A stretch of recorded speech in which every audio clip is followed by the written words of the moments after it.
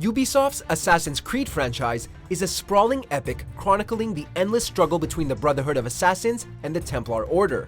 However, with this much content comes a decade of lore, protagonists, and time periods. Because of this, explaining the convoluted timeline of this hit series is no simple task, but we'll give it a shot. Welcome to MojoPlays, and today we're breaking down the Assassin's Creed timeline. Do not repeat your mistake in the vault. You must kill them now. Before we begin, we publish new content all week long, so be sure to subscribe and ring the bell to get notified about our latest videos. The story begins in the year 75,111 BC with the Isu race, aka the Precursor Civilization. This advanced civilization created the human race as slaves and crafted an array of powerful artifacts designed to keep humankind subservient. Problems arose when two human Isu hybrids, Adam and Eve, led a rebellion and stole one of these artifacts, dubbed the Apple of Eden, launching a full-on war between humans and Isu.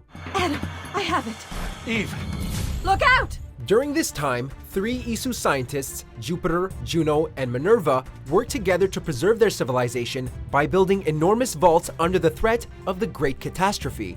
This catastrophe arrived in the form of a devastating solar flare which nearly wiped out both species and destroyed the planet. To prevent the inevitable second disaster, which would devastate the world yet again in the year 2012 AD, Minerva built the Eye, a device that could rewrite the calculations of existence itself. However, Minerva learned that Juno planned to use the device to rule over the survivors of the Great Catastrophe and destroyed her creation rather than let it fall into the wrong hands. Unbeknownst to Minerva, Juno managed to repair the device while she was imprisoned in the central vault. She survived, she endured, and then she began to work. Tens of thousands of years go by until the Peloponnesian War breaks out between Athens and Sparta in the 5th century BC. The assassins may not even exist yet, but the pieces of Eden are already being used by mankind, like the spear of the Spartan Leonidas. This spear falls into the hands of either Alexios or Cassandra, his descendant, and they use it to bring peace to ancient Greece. Wow, this is big, Layla. Did you really think it's the spear? Moving swiftly on through another 4 centuries, in ancient Egypt, the Medjay of Siwa, Bayek, is grieving the loss of his son, who he mistakenly killed in a frenzy brought on by malevolent masked men called the Order of Ancients. Living in Mesopotamia under the tyrannical rule of Ptolemy XIII, Bayek and his wife Aya seek vengeance for what happened to their son. During this time, they ally with Cleopatra and Julius Caesar, who help them to enter the tomb of Alexander the Great.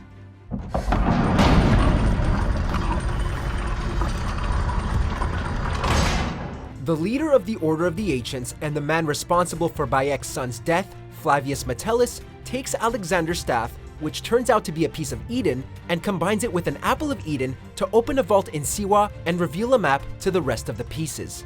Bayek is able to defeat Flavius and avenge his son's death. He, Aya, and their allies become the Hidden Ones, pledging themselves to oppose tyranny and protect free will. They become the Brotherhood of Assassins, while the Order of Ancients eventually becomes the Templar Order. Who are the ones that walk in the shadows for the people? We are. Over 1,000 years later, the Assassins are a powerful group in Syria, based in a fortress called Masyaf. In 1191 AD, during the Third Crusade, the leader of the Assassins, Al-Mualim, betrays the Brotherhood and his prodigy, Altair, by siding with the Knights Templar in order to recover an Apple of Eden. Once Altair realizes he's been manipulated by his mentor all along, he battles and kills Al-Mualim, becoming the new leader of the Assassins. In the process, he accidentally activates the Apple, which shows him a map of the world with the locations of all of the other precursor vaults and artifacts. Increaseth sorrow. In 1459 AD, at the dawn of the Italian Renaissance, Ezio Auditore de Firenze becomes an assassin after witnessing the execution of his father and 2 brothers.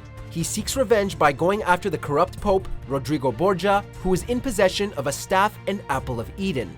After unlocking a precursor vault beneath the Vatican, Ezio speaks to the Iso Minerva, who warns him and his future descendant Desmond about a looming second great catastrophe. The rest is up to you, Desmond. What? Who is Desmond? I don't understand. Please, wait. I have so many questions.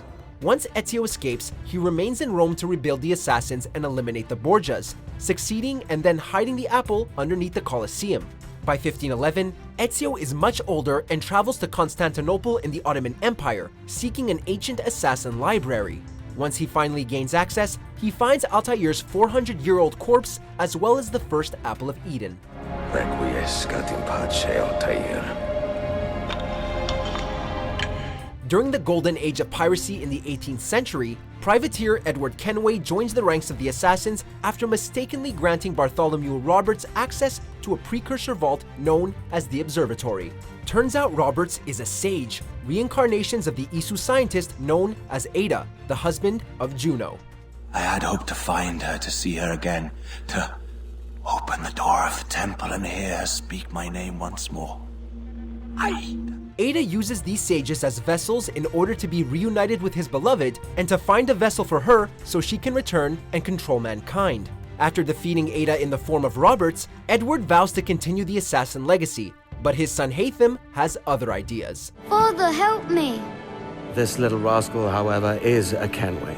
Decades later, Haytham has joined the Templars after his father's death and has a half-Native American son who is nicknamed Connor. Connor, by a twist of fate, becomes an assassin in colonial America under the tutelage of Achilles Davenport. Both Connor and Haytham play an important role in the Revolutionary War, but Connor never betrays the Brotherhood and assassinated his father in 1781, burying the key to a precursor temple. This is my compromise. Templar Shay Cormac travels to Versailles in 1776 on a mission to eliminate the assassin, Charles Dorian. This tragedy leads Charles' son Arno to become an assassin himself. Things get complicated when Arno pursues a relationship with his childhood sweetheart and adoptive sister Elise, the daughter of a Templar Grand Master. Arno is framed for the murder of Elise's father by yet another sage of Ada, who is also leading the French Revolution as François Thomas Germain. Monsieur de la Serre! Monsieur de la Serre!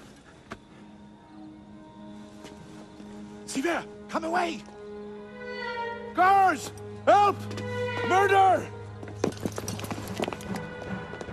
Arno and Elise confront Germain in a temple and find him in possession of a Sword of Eden. With Arno pinned under a pillar, Elise pursues Germain alone. While engaged in a sword fight with Elise, Germain's sword becomes unstable and explodes, mortally wounding them both. Elise dies in Arno's arms, and Arno finishes off Germain with his blade.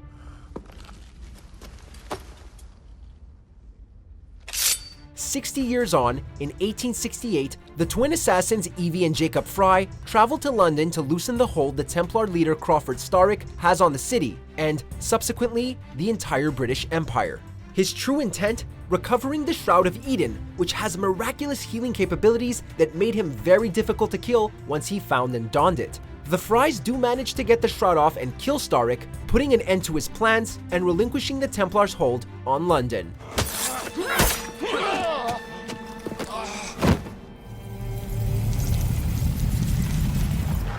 In the present day, assassin Desmond Miles is manipulated into using an animus by Abstergo, aka the Templars, to access the memories of his ancestors Altair and Ezio.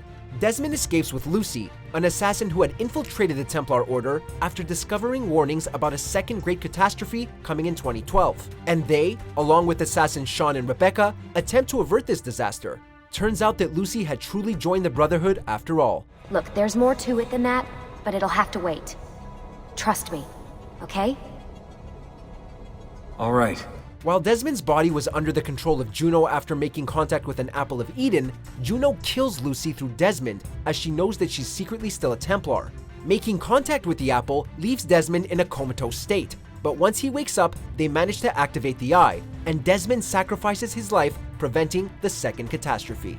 Once the narrative of later games shifts to the role of an Abstergo employee, we continue to see Sean and Rebecca's chaotic adventure unfold in the background.